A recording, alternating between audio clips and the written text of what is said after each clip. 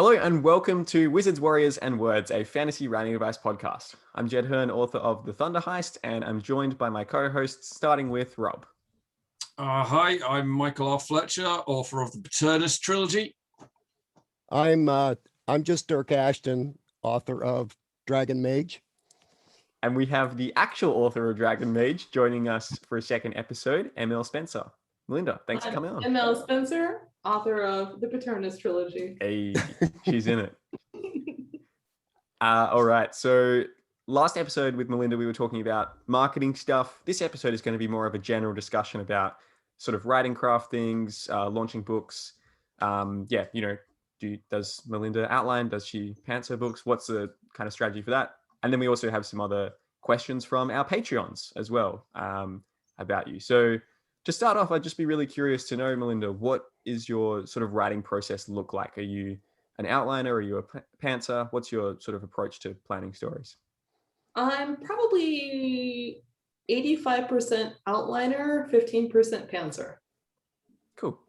So like right now, I'm just moving on from the outlining stage to the writing stage. I had to outline it, then I started writing it. I didn't like the direction it was going, so then I went back to the outline.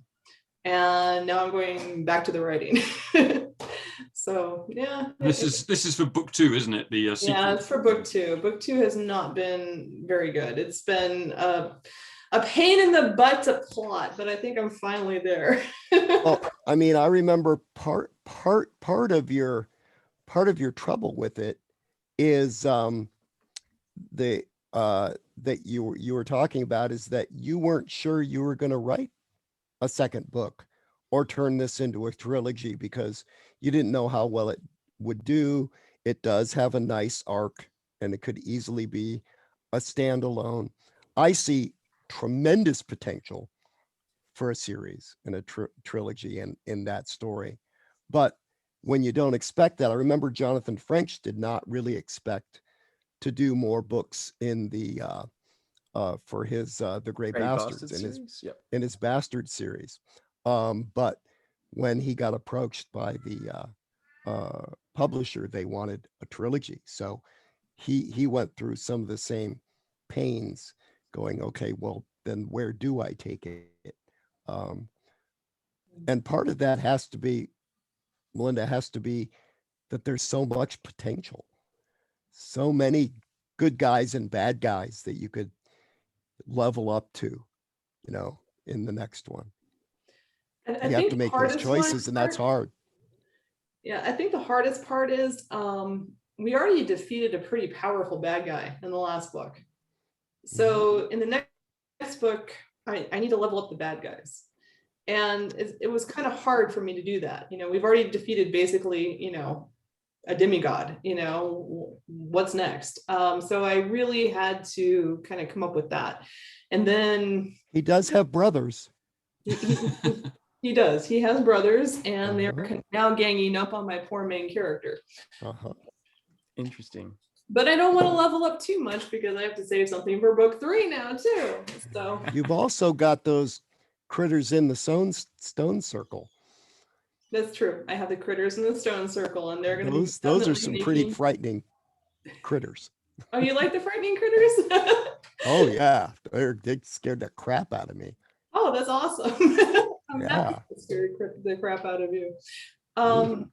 Yeah, they're going to be making an appearance. As I was writing Dragon Mage, like I said, I wasn't really planning on a sequel, but what I did do was I kept like a file, and believe it or not, this file was like 1.5 pages long by the end of the book of, oh, this is something I could do something with next. But again, by the end of the book, it was literally 1.5 pages long.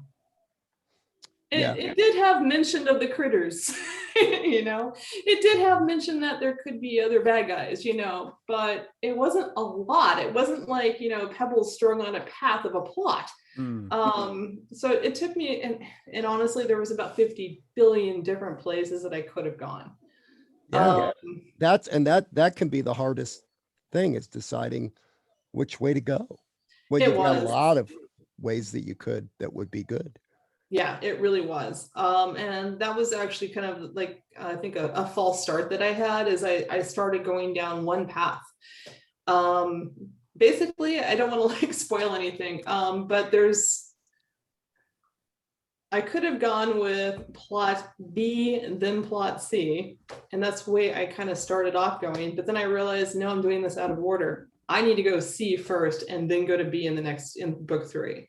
And so I reversed the order, which was really confusing, but that's okay. You did that only just sort of after starting writing it. You didn't get too far. I got about 6 chapters in, I think. Yeah. Okay.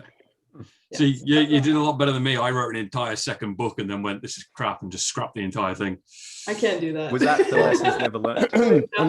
I would not be able to do that. Well, I have written half of a novel before, and done that. Actually, it was pretty much the equivalent of a whole novel, but that's okay. It's been horrible. So what does with your, I know this is taking us back a little bit, but with your outlining process, I'm just really curious as to how that looks. Are you like plotting that out to a specific, say, like 3-act structure? Is it just dot points? What kind of stuff are you like? What's your sort of structure and length for that? So like, for instance, with my outlines, they generally tend to be about 10% of the book. They're basically like broken down into, maybe like 4 acts or so. And there's no dialogue or anything. It's just dot points about what's happening and how characters are changing. So what does your sort of process look like? Okay. Well, my first process is my book, I know is going to be like 100 pages long. Okay. I'm sorry, 100 chapters long, not 100 pages. I was going to say Dragon Mages are it's going to be a little 10 times longer than that. 100 chapters, 100 pages. There, 100 a page. No.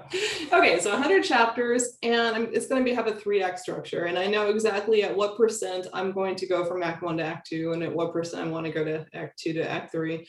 So I know exactly what percent I want my inciting incident to be. So I just kind of label that off. Inciting incident goes here, midpoints here. We got to break into Act 3 here. So that's what I do. Is I kind of like, and I'm writing the hero's journey. End of story. It's the hero's journey. So I'll just kind of put in the steps of the hero's journey kind of along the way of what I want to hit as I go. And then I just start filling in the gaps. What is my inciting incident going to be? Okay, boom. What is the midpoint climax going to be? Boom. What is the Dark Night of the Soul going to look like? Boom. And then I just start filling in things in between. And then eventually I have, just a basic framework that's usually probably 30 pages long or so. And then I start actually like really putting in the beats of the chapters after that. Now, completely ganged up on here. Like usually I have a Fletcher who's sat there in my corner like, don't worry, man, nobody needs to outline. We're cool. And now I'm just like, no, everybody here is just like an outliner. And I'm like the only like pantser around. It's Yeah, that's right. You're a dying breed, Rob. Take that and your creative I'm a loose cannon. I don't play by your rules. Well, Rob, I know that you were put in that same situation. You planned on Never Die just being a standalone, and then a bunch of us screamed for a second book. Yeah, well, I mean, with Never Die, there was a slight problem being that I killed everyone. Oh, spoilers, Rob. But you also have that ability to bring them back. So the second book you decided to do is just another standalone in the same world, right? Yeah, well, I mean, with Never Die, basically, yeah, there was. I only ever intended it as a standalone, but then a bunch of people were just like, look, we want more of this world, more of these characters, whatever, more. So my idea was just like, well, I've got a world that I've created for this. I'll just write other standalone stories that may have some of the characters from this one, or may just have completely new sets of characters, and just write an entirely new standalone in the world, just using the magic system, the world, all of that lot. So it's kind of like doing it easy mode. You're not trying to follow an arc. You haven't got characters from book 1 that you really need to then move on and where they're going to go through. You're just like, I've got an idea for another story. I'm going to write it and see where it goes. So it just suits my sort of writing style down to the T, really, because obviously I'm just such a pantser. I'm just like, I sit down to write a story. I've got no idea where it's going. I have to admit, I haven't read it yet, but I can't wait because I love the world of Never Die. You can see that I I kind of liked it. It's true. Dirk is holding up Never Die, and on the back cover it has a cover quote from Dirk saying, what does it say? Hold it up a bit closer. Hayes spins a tale like a wushu. How do you say that? Wushu master Wushu. spins a kick with deft, speed, grace, and bone-crushing impact. Love Dirk that. Ashton, author of Turnus. Yeah. Great cover I thought that quote. was quite a good quote, good enough to go on the back, and it's a Dirk Ashton quote. That's it. Put the Mark Lawrence quote on the front. Dirk Ashton, Exactly. he's on the back. Mark Lawrence quote on the front because slightly bigger name than Dirk. Yeah, Just for a now, little. at least. For now. That's gone. Actually, that's no longer in the current copies of Never Die, because now instead of that, it's got the little Immortal Technique story because Oh, the series. That's a cool little badge that you have on it. No. Actually, Melinda, I would be curious. Yeah, for you, so Dragon Mage was written as a standalone, and then so what were some of the? Obviously, it was such a huge hit. What were some of the factors about pulling that into a trilogy and yeah, just I guess just more generally, what's your sort of approach from taking something which is supposed to be self-contained and then you're like, oh, I've got to do more from this. I know we've talked about it a little bit already, so we can keep it brief if you want, but I would just be curious to hear a bit more about that process. Well, like Dirk said, I did have some places I can go. I definitely left a lot of things hanging up in the air that I could, expand on. He's in a broken world, a world that's very much in need of healing. And so I can definitely kind of go toward that. There are more bad guys out there. We killed the JV team, but there is still a varsity team that's waiting to be played. So yeah, we can get out that varsity team. My character really went through a lot of growth, but he has some ways to go. He definitely has some places that he can go with his character. So yeah, I left some wiggle room. One thing I'm curious about is just what was the sort of impetus to actually go, right, actually I will write a second? Was it the fact that obviously Dragon Mage sold really well, or is selling still really well, or was it the fact that there were people who were reading it saying we want more, or did you always have the idea of I would like to write another? When I started writing it, it's such a long book, it's such a huge investment that I did not want to stick book one on there. If it flopped, I never wanted to see it again. right. Literally. Right. So I didn't know how it was going to do at all. And honestly, I wasn't expecting it to do as well as it did. So when I got a bunch of people in my little Facebook group, they're like, yes, write book two, yes, write book two. And I'm looking at the sales going, okay, I can do this. I can make it work. People want it. There's justification for it. I'm not going to lose my money doing it. I might lose my time usually, but it would be stupid not to, honestly. I mean, it is successful. It is, making money. My other series was not at all. So you mentioned the Chaos Cycle, and that's the series I wrote 2 books for. I still have to write book 3. And I told my fans I will. I don't know when I will. I was gonna just write Dragon Mage and then go right back to it and finish that up. Well, they don't want that because nobody read that. They want, another Dragon Mage. So that's what I'll do. There are market pressures. Yes, there are market pressures. Yes. And also to some extent, I mean, I can't talk to your experience specifically, but if there are, 2 ideas which are probably going to give you an equal amount of enjoyment to write, but one of the ideas is going to sell heaps more books than the other, it's sort of a no-brainer to, explore that one. Yeah, it is. But honestly, the Chaos Cycle hasn't really been doing it for me. It didn't do it for anybody else, and I got kind of down on it. So I'm kind of happy to be out of that world for a while. I will go back. I won't go back, just not yet. I'll procrastinate it for a while. Cool. At the end of the day, you don't owe anybody anything. There's that whole discussion of do the authors owe their readers, their fans anything? And I'm in the mindset of no. If George R. R. Martin never finishes Game of Thrones, A Song of Ice and Fire, it's well, tough. He never signed a contract saying he would. Well, maybe he did with the Yeah. publishers, but not with the readers. Not with the So readers. Yes. You He doesn't owe the you readers. owed me this, Hayes, and you paid up. So you're a Yeah. good man. Well, I think the good You best question. keep reading Which it because I've got another one coming soon, man. Spirits of Vengeance. Oh yeah, Check it in out the same world. More later this Yeah, year. yeah. right. Book 3, here's Spirits a of Vengeance. Here's a question that has to do with both marketing and sequels and outlining. I know we've kind of gone off topic from outlining. That's but, fine. like Rob, did you have that Mortal Techniques idea, or you had to come up with that when you decided? Oh, it was like the gonna name be of a the series? Yeah. No, I like, honestly, when I wrote Never Die, I had no intention of ever turning So it you had into to you came up with that to call the series that. Yeah, I mean, it sort of helped that in the world, the magic system, I called, they're literally called techniques. The sort of like the magic powers that each character can use are basically, I just call them techniques. And then, it's sort of the idea of death and mortality and immortality are quite strong within the book and the series in general. So it just sort of seemed natural, the mortal techniques. So Melinda, what are you going to call your series now, your trilogy? That was probably the hardest thing to do, was come up with a series name on the fly. Yeah.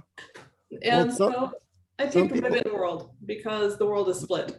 The what? The Split World trilogy? Riven World. Riven World. Yeah. Nice. Are you going to redo the interior or the covers of your book one? No. I don't think every book that's in a series actually even says it's in a series. So I think it's fine as it is. You just need to you'll need to do that on Amazon though. You'll probably want to go back and change your book description so that there's a title. I did do that. Right before the book actually published, because it was up for pre-sale for like a month.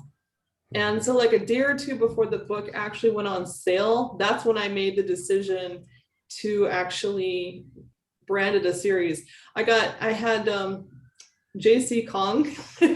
He was like, we were talking and he was telling me, dude, if you're going to write a book too, you need to decide right now and have it up for pre-order the day of launch. I'm like, are you kidding? This is in like 2 days. So I have to completely turn this into a series and change it on Amazon and everything else in 2 days. And that's exactly what I did.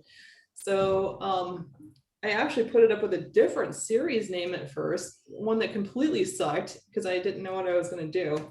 And then about 6 hours later, I had the Riven World idea. So I changed it on Amazon. And so people were like on Reddit, hey, I thought this was a standalone. It's now saying the stupid series name. And I'm like, wow, that looks really bad. I need to change that. That's not gonna work. So yeah. Are you gonna tell us what it was? I forgot, honestly. It was No, like, you didn't forget. You pushed it from your mind. Yeah, scourged from the mind. Yeah, not worth remembering. The Sundered World was taken, but it was something worse than that. I mean, I would have taken the Sundered World any day, but it was like, I mean, you could have always gone. There are certain people who absolutely believe in making the trilogy the name of the first book. So Dragon Mage, book one of the Dragon Mage trilogy. Well, there already is a Dragon Mage Chronicles. In fact, I'm finding out that there's like Dragon Mage everything out there. There are some other Dragon Mage books, but at one point you just have to go. Well, to be honest, who cares? Because obviously your book's bigger, better, and not outselling them all. Yep. Well, not necessarily. I think like about a week before my novel went on sale, another book called Dragon Mage, it's a lit RPG book, went on sale, and that's been tremendously successful. So, but you're also serving completely different audiences. This is true. Yeah. Completely. I mean, there's some crossover, but yeah. The majority of lit RPG readers tend to read lit RPG. It's a weird sort of like section of the genre where people tend to just sort of stick to it. Where if you look at like a lot of epic fantasy, they're willing to read grimdark or urban fantasy. It's more just like, we just read all sorts of fantasy. Yeah, and even epic fantasy has a wide range, But there are people who focus almost specifically on dragon books Yeah. in epic fantasy, right? Or any number of other things. Mhm. So we've probably got like maybe, I don't know, maybe 10 minutes or so to wrap this up. So just wondering if we could go through a couple of quick questions here, because I got a few Patreon questions which I'd like to get through. But before that, Melinda, what does your actual sort of day-to-day writing routine look like if you have one? I'm always curious to ask this because, yeah, some people have their routines that are very similar. Other people have, their own totally unique routines. What does your sort of day-to-day look like when you're working on a book? Well, I've been out of it for a while, but starting Monday, I'm going to have to get back into it because this book has got to go forward. So when I'm writing, I try to write a chapter a day. So I get up at about 4 in the morning and I try to get my chapter done at 4 in the morning, which is weird. Yeah, it has to happen. Hardcore. See, Madness. Yeah, Melinda has a day job, so. Yeah, I have a day job. I'm a teacher, and my school day starts at 7:30 in the morning. And by the time I get home from school, I am brain fried from dealing with high school kids all day long. They're wonderful people, but I have to be super high energy all day. Sure. And so I'm just dead by the time I get home. So the only time I really have the energy or ability to be creative is before I go to work. So yeah. God, I feel so lazy. I don't even get up until like 8:30. Too bad Well, Fletcher is already he gets up at 4 as well. That's just because he doesn't sleep. Michael Fletcher, our other host, he usually gets up at 4 a.m. to do his writing before the day job as well. So interesting parallels there. I didn't know that. That's kind of cool. So He also writes during his day job. He just writes all the time. He's probably writing on his anniversary dinner with his wife right now. I hope that's true. Melinda, do you still? Because I remember chatting to you a while back, and you said that you were. I think you'd hurt your wrist or something. You were writing with dictatorship. Do you still do that with dictator software or? Yeah, I do. I actually did a combination of too much writing and stupid yoga, which is basically if you don't do yoga for like 10 years and then you jump back in with advanced yoga, I don't recommend it. I got tendonitis in my wrists all the way down. And to this day, I still have problems with it. To this day. Wow. It was so bad I could not click a mouse button. Whoa. It was bad. Oh, that's scary. Yeah, and it lasted a really long time. I had spent about 6 months in braces. And then even after that, it was just so bad. So I had to learn dictation.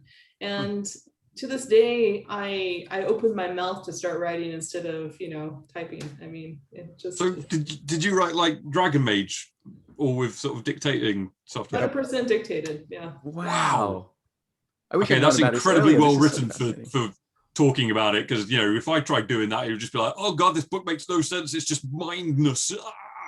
Yeah, that's actually a big change in my process that happened with moving to dictation. When I typed, I would agonize over every single word in a sentence. It was a laborious process. With dictation, I just type and I go, and I end up with something written in like 3 hours. That's great. Wow. Or even less, sometimes 2 hours. Yeah, but you can go a lot faster, yeah. You can, but then it's this disgusting shambled mess, and it's like, what did I just do? It's bad. So I have to spend I think with Dragon Mage, probably a month and a half to 2 months just trying to edit that mess and then put it back together. I still have to do that even with my typed manuscripts. But that's when I actually sit there and think, okay, how can I reword this sentence to make it better? What is a stronger verb that can go here? So how much words would you be getting down? Like you said, a chapter a day, and your books are usually about 100 chapters long. In like one of those chapters, how long would that normally be in terms of words, and how long would that take to dictate? 2,700 words is my average, which to most people, that's breakfast. I know to a lot of people it's breakfast. But yeah, that's basically what I have to write before breakfast. So I usually get that done between like 4:30 and 6:30 in the morning, so 2 hours. Cool. Okay. That's really interesting. Yeah, dictation is, I've Awesome. tried it a lot. I have had varying degrees of success with it. I definitely find that the hard part is cleaning it up afterwards. Yeah. Have you considered ever having like an editor or an assistant like go through and clean it up for you manually? I think Kevin J. Anderson says that that's sort of how he goes about doing it. Like he will have someone actually go through and format it. No way. That's where my style actually gets inserted in that stage. Okay. If I had somebody else do it, they may as well have written the book. Yeah. Good call. Fair enough. I wonder if anybody who doesn't plot can use dictation software as well, because I just like, obviously from me who just goes into it not knowing what the hell's going on, you know, just sits and writes a book. I can't imagine doing it with sort of dictation software, because I'm literally just sort of like trying to come up with what's going on as I'm typing it. I just wonder if it's possible. That's Maybe a it would be complete aside easier. that has no real, you know, bearing on anything. But No, it does. You I can think definitely do that, Rob. I don't just sit down and just start talking. I mean, I really don't. I mean, I maybe a couple of paragraphs here and there are just me going and going and going. But for the most of the part, I'll be like, you know, I'll say like, you know, 6 or 7 words, take a pause, think, you know, say another couple words, take a pause, think, you know, and that's how it's coming together. I think other people, like I think maybe Andy Peliquin can just sit there and just talk like he's telling a story. I mean, he could be sitting by a fire, I think, you know, just, you know, that oral kind of and just telling a story. But I can't do that. I have that explains why he can produce like 600 books a year as well. So, you know. Andy's fast. Exactly. Yeah. Andy's fast. Yes, he is. But that's the difference. I have to definitely think in between my sentences and in between my paragraphs. I can't just sit there and talk, and my brain doesn't work that fast. Well, my brain doesn't work linearly. I very often will be bouncing forward and back and forward and back and forward and back, to be honest. Because halfway through I'll go, oh, here's how I want this chapter to end. Here are the good lines and the setup for this. And then I'll go do that. And then I'll go back and I'll go, wait a minute, there's something up here now I have to fix.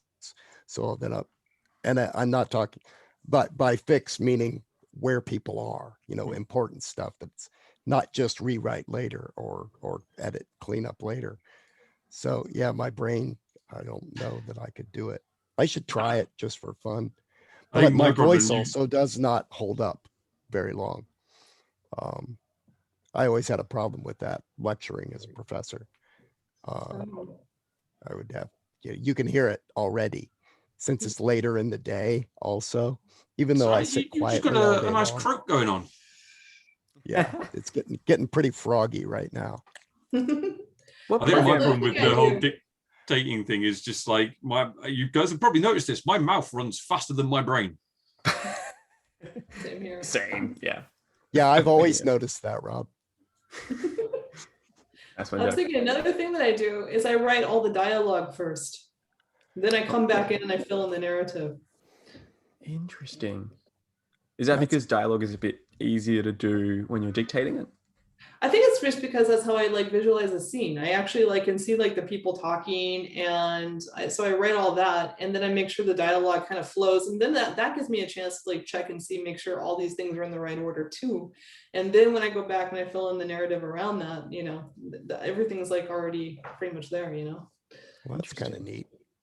So you're almost working through different sort of like almost, yeah, you've got your outline and then you're sort of doing almost like a more rough version of the outline through dictating it, and then you're polishing that to a first draft. So really by the time that you have a first draft, you've done 3 successive run-throughs of the entire story, which will make it pretty polished. And then from that point, how many more drafts do you normally have before completion? I usually just go through and polish and polish and polish. I don't actually write a whole second draft or a third draft or whatnot. I just keep smoothing and smoothing and smoothing and going over it and over it. I don't know. But the real question is, when you're doing sort of the dictation and you're doing the dialogue with it, do you use different voices for each character? No, well, okay, kind of. Yes. Oh, that's so good. Okay, I will. Especially like, okay, another thing I do is sometimes I end up dictating in my car a little bit. Plotting while driving, you know, that's me. And what I'll do is I'll have like my little phone and I'll be saying the whole like dictation part where like they're talking. So that's when I actually do it in different voices. And I just completely act it out. And if you're sitting beside me, like in the next car looking at me, you're probably thinking that I'm insane. What is this woman doing? Because I get all animated too. You're like strangling the wheel, like a character's attacking someone. I did that for a short story actually for Sailor's Gambit, which people can read on my website. Like I think I dictated the first half of that mostly in my car, like on the way to work every day. And I think people will probably like, he seems to be singing along to a song, but really strangely. Really angrily. Yeah. What program do you use for your dictation? Dragon. Cool. Okay. Yeah. Interesting. So yeah, just a couple of quick ones before we wrap this one up. This has been a really amazing discussion. This is a Patreon question from Drew McVitie. If you want to check out our Patreon, just go to Wizards. Drew, I know Drew. Hi, Drew. Hey, there we go. Hey, Drew. You got a shout out from 3 people on the podcast. Nice work. So yeah, if you want to check out our Patreon, just go to patreon.com/Wizards Warriors Words. You can get a whole bunch of cool rewards in exchange for backing the show. The link to that will be in the show notes below. And so Drew asks, what is the best piece of writing advice you've received and would want to pass on? So Melinda, what is the sort of number one piece of writing advice you've gotten over the years? God, that's a question and a half. Oh yeah, that could be a whole episode. It's an easy one for me. That's actually, I can't remember getting any advice per se that really helped me. I think that most of the things that have really helped me, I've kind of figured out on my own. I know that sounds terrible, but it's a self-taught genius like Da Vinci. Not a genius. If you fail enough times, eventually you'll trip over success. What a quote. I love that. That's a hell of a piece of advice, to be honest. Yeah. I think probably the thing that has helped me the most is just realizing that it's not really the writing that makes a book successful, it's the story. So all the time I spent going to like my little writers groups and trying to be a better writer and stuff like that. Honestly, if I could have just learned how to do structure first instead of learning how to write, that would have made my life so much better. Interesting. So yeah. So you're talking about more the bigger picture plot and overall character arcs are sort of more important than the minutiae of like, which word should I pick in this sentence versus, like how long should my sentences be or whatever. Exactly. That makes sense. Storytelling. Yeah, you could be the best wordsmith in the world, but if you don't tell a compelling story with compelling characters and give the audience, what they're expecting, then it's not going to be well received. I don't know. Tell that to Pat Rothfuss. I'm not picking a fight with you, Pat, if you do listen. Yeah, I mean, you both got beards, so I don't think Pat would be angry at you. He would accept the critique. Pat is amazing. Bearded man. Pat really is. I like his stuff. Yeah, I like his stuff. I actually think his plot's pretty good. Yeah, he's an amazing wordsmith, but Koth needs punching in the face hard. Hey, book 3, my friend. 400,000 words of that exact same thing happening that you described. I hope so. That's a really good piece of advice. Yeah, I think people can get, I'm sort of editing something at the moment, and yeah, it's very easy to get caught up in trying to make perfect sentence construction, but you should only really get to that stage once you have made sure that the overall shape of everything is how you want it to be. So that's really great. Awesome. Do we have any last bits of things that we want to say before? Rob, what was the best that you ever got? I can't actually remember getting told advice. Okay, then what's the best that you have right now Uh that helps you? to be honest, the best piece of advice I'm gonna say it's around here somewhere. See if I can find it. He dropped his advice on the floor. Oh, right. Okay. So the best piece of advice is actually my little mantra that I printed out. If the whole world has gone crazy, I'll believe in myself and keep fighting. Why not? And this is a quote from Gundam Wing, believe it or not, which is a mecha anime. And that's not in the way that it's meant is not how I take it at all. For me, I just take it as it's the, you know, believe in yourself, believe in the story that you want to write. And it, you know, if somebody does tell you, oh, that's crap, it won't sell, you know, or it's a terrible story, whatever, it doesn't matter. You believe in the story that you want to write. It's your story, so write it the way you want to. That's the base. That's mine, basically. Write the book, especially for early writers, first-time writers. Write the book that you want to read, that you really want to read, because writing is so hard, especially the first book, first couple books. You have to write something that you really want to read. Later, I found, and I think a lot of authors find, that you can start thinking more about market interests and things like that, but only after you have a couple of books or a few books under your belt, and get a good feel for just what it is and what it takes to write a novel. But early on, the very best advice I ever got was write the book you want to read. Good advice. Great. That's interesting to say that, Joe, because yeah, I feel like I'm at that point at the moment where I've written a lot of stuff which is like, didn't think about the market at all, just my own interests. And now I'm sort of like, what ideas out of the stories I've already written could I make, you know, a bit more marketable and everything. So yeah, that's why it's been good to have you on, Melinda, to talk about kind of your journey with that as well. I think I've gotten a lot of great tips from this. So yeah, that's a good place to wrap this episode up. Thank you everybody for listening. Thank you, Melinda, so much for coming on. I've really enjoyed this discussion. Thanks, everybody. Thank you. Bye. Oh, and buy Dragon Mage if you haven't already. Get it. Get it.